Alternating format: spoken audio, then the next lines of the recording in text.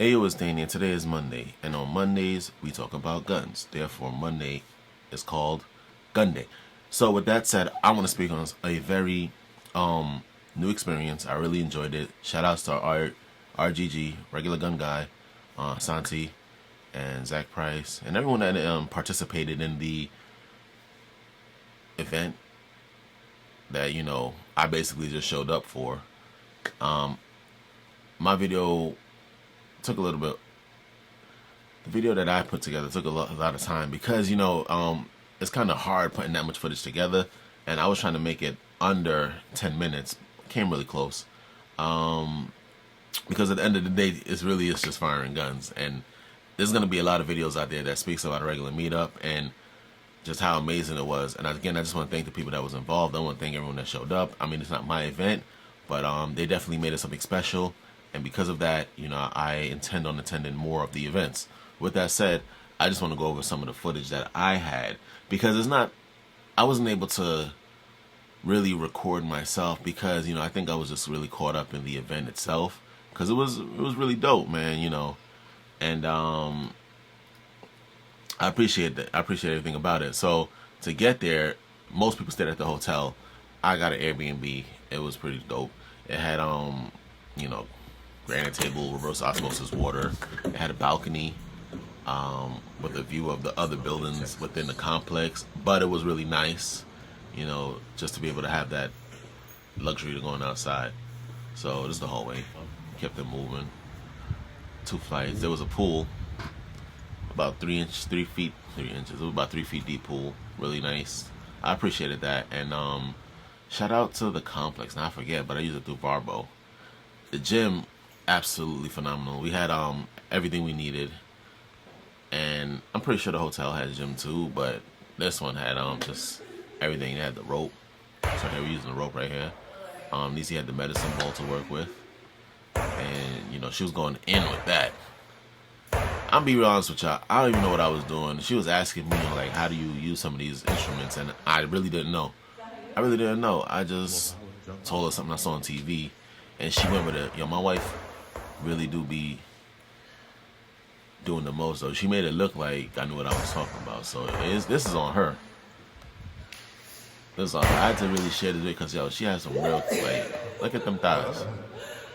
Yeah, she mad brawling. Yo, shout out to IC Nisi, man. She be always coming through. She be always looking out. And yeah, she be there. This is me showing her how to, I think we was working on our deltoids. And how she was doing it right, don't get me wrong, but she was just recording me and how I move with the weights. Realistically, I wasn't doing anything until she started recording, so I act like I know what I was saying. And then, she was doing sets on the rope, so she kept going back and forth between the rope and the medicine ball. Again, she was in real pain after she was done, because she was on the treadmill, then she used the stairs, then she's the elliptical, then she was doing the weights, like the deadlift weights, the bar, and the medicine ball and the ropes, and she was still doing dumbbells. I mean, she was crazy. She did that within like an hour. So after that, in like the HOA or the beach house, they didn't really have a shower, so we just went to the pool. Now the pool in our neighborhood, we normally have to like wash off before we get in the pool. This one, I think it had a filtration system, so we just worked out, dried off, and I think I like washed my face, and then went to the pool. Yo, this pool had this setup though in this complex. It had grill, a TV. It was empty in the morning, and it was open 24/7. All you have to do is have the gate access code. So, shout out to Texas Baytown. If you from there, man, and if you have these amenities, I think you should use them. The water was real nice. Texas don't get too cold. So, what happens is we took it for granted,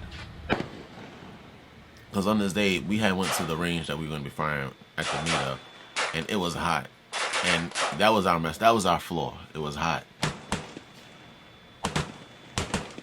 I think in my mind, I mentally prepared myself with the heat to come the next day, and that kind of threw me off. I was really just trying to stay cool. In this video, though, we're going to be firing. This day, we fired all the weapons that we fired the next day, except for we didn't fire too many pistols. This is the Bushmaster. I forget the model number, but it's a Bushmaster with a Bushnell lens on it. This is the Smith & Wesson MVP Compact with the 3-inch barrel. Change it out so the pistol grip is a little bit wider for my hand because I have big hands. Nisi used it and she ain't have no problem with it as well.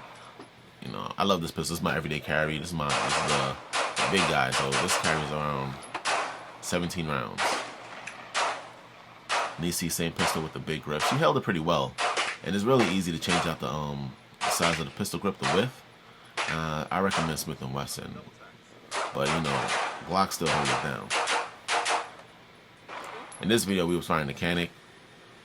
Me and Nisi. Nisi's favorite brand, actually. She actually liked Canic pistols, but I don't think she'll carry them because they're so bulky. Maybe she'll carry it on her person. Maybe she wouldn't carry it like in a bag. Here I had a 32 round magazine, and totally capable. But if you're using steel, it's gonna jam. So I don't recommend steel, and that's in any weapon actually, even in Glocks. I've used steel in Glocks with a 30 round magazine, still got jams. So Nisi ain't like the 32 round too much, so we went back to the 17 round, and we're firing. You can use any Canic magazine in the Elite, sort of like how you could do with a Glock. With a Glock 19, you can use a Glock 17 with a Happy Stick, and you're good to go. So Canic holding it down right now. A lot of the options you have using the Glock, you can use the Canic with. This is the high point. Look, I got a high point because, you know, traditionally people normally talk trash about it, but most people never fired one. So before I really got into my feelings about high point, I bought one, and it's not a bad shooter. I ain't gonna lie to you. I wouldn't recommend it. It's heavy. It's a heavy weapon, and it's kind of bulky, and it has a funny grip, and you can only fire it with the magazine in the well. So you know, and it has a safety, so it has like a triple safety thing. You can only fire it with the magazine, and then there's a safety, and it's really hard to break down. So if it's someone's first gun, it's gonna be really difficult, you know, compared to what's on the market. And at like $150, I think you could probably put another $100 in and get something real nice for yourself. Here we're finding the MVP 1522, one of my favorite guns. My night shift. It's my night shift weapon at the house. I normally use that for the house at night because it's not too loud, and I feel like I have a little bit more control from a dead sleep. So I normally train with this with no air protection, but we're at a range where it was really loud, so I really didn't do too much of that. But I will say this, it's a fun shooter as well, and a lot of people, they sleep on it because they never really tried it. It's really nice, easy to load, very friendly with children, with the wife. Anyone can pick this up and, you know, lay some rounds downrange.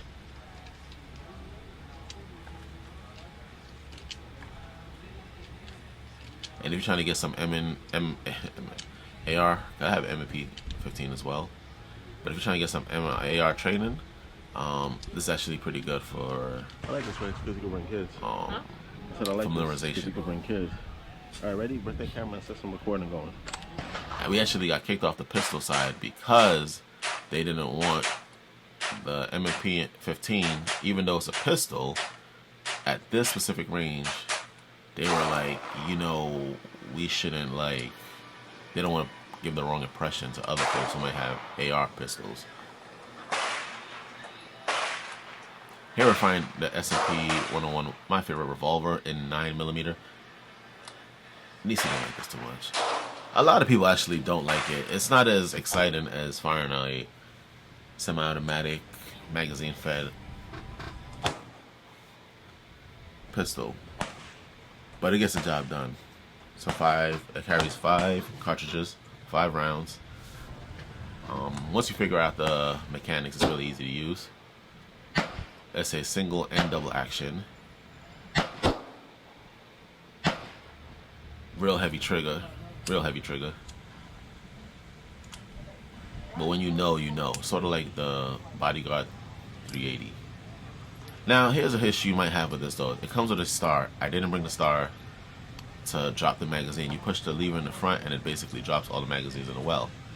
If you're going to fire a revolver, I recommend that you have that. I'm show you right Some now. revolvers have it right installed and this one didn't. So it became a whole situation to get one of the expended cartridges out of the well.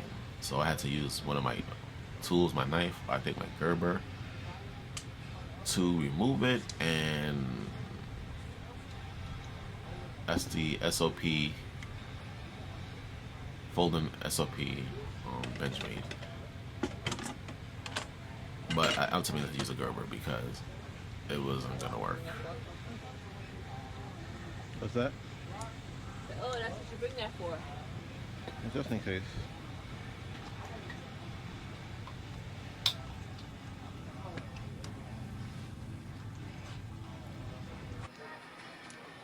No, I can't do it. So after I got the ammo out, Nisa took a shot at it, and she didn't enjoy it. But like I said, most people that fired the SOP 101 that I know of never really enjoyed it. They find it to be kind of obnoxious. It's one of those things that I think I prefer people shoot first because of just the learning curve of shooting a revolver, and it's 9mm, so it's not that much of a kick. But you know, it's good to have it. I'm glad I have it in my collection because these are all. I'm doing a video with like all of your options for concealed carry, and the revolver is one. A lot of people actually prefer revolvers. The next day we went to the meetup, and I gotta say,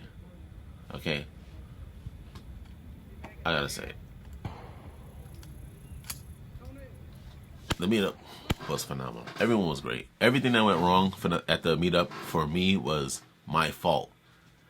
I was not prepared. I over-prepared the first day and I under-prepared for the second day. Secondly, I'm 70 Adventist, so I really couldn't break bread on that day. I don't think there's anything wrong with shooting a gun on that day because it doesn't really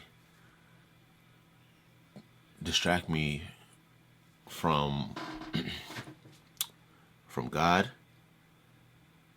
But everything that went wrong that day, I was gonna go there, I was gonna meet everyone, I was gonna show some love, show some support, but then it just got loud and it got hot. So, to try to record a video during the whole meetup for me was a little bit more difficult because, my wife normally doesn't record my videos. I normally do it like solo.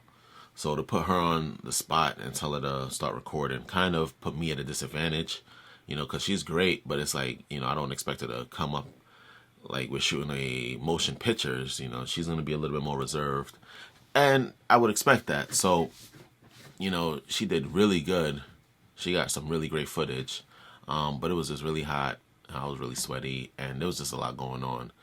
So if I could do it again next year, I definitely would have something to cover me, like a tarp, some tables to put my guns on, because I had to go back and forth to the car to get my guns, and then I didn't want to leave the car unsecured because it's not like it was within my peripheral. It was kind of far back, so it was a lot of walking back and forth with weapons. None of them were loaded at the time, but it's just a lot of moving back and forth. And when you're dealing with weapons, you kind of want to move it as minimum and keep it as safe as possible. So I kind of ruined that for myself by really underestimating the situation. Furthermore, I wish I had done like a little bit of recon on where we were going to be shooting, so I knew what to expect. The day before, I thought that we were going to be shooting on the traditional range, and shade was going to be provided. Shade was not provided this day. Yeah, I'm black, but black people still do get cancer. So, I was just like, I can't just stand in the sun and, catch a heat stroke or something like that. And I was, in all honesty, after a certain amount of time, man, I just want to get out of there because I just genuinely hate standing in the sun. no real motivation for me to do that. And this has nothing to do with RGG or anyone who put this event together. The fact of the matter is I came unprepared, and you know, my concern was too that if too many of us came unprepared for the situation, if something went wrong, we might not know what to do, you know. But we had some medical people out there who already knew how to handle such situations, but it's not even fair to put that kind of burden on them because there is just so many people there. So things that I felt that I could have done better definitely was just did a little bit more recon and understood how hot Texas gets, you know, especially if you're standing in the sun, you know. So we gonna get back to the video.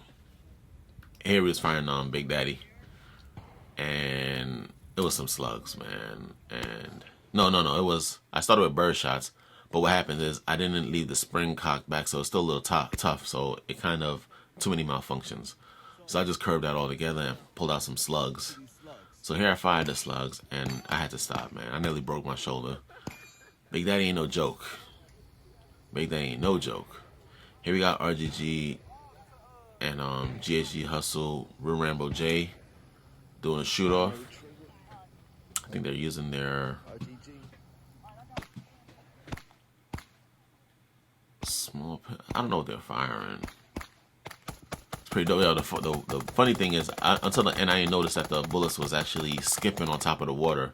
So if you shot too far, it will skip into the wood lines, and you know, we got in trouble for that. Not we. Here we got Yoki killing it with the shotgun, man. She a soldier. She better than me. Before that was Poindexter's Beretta. Now she firing the Mossberg with some slugs. No, was it Mossberg? I think that was the Beretta. Here we're on K-Foss's AR with the binary trigger.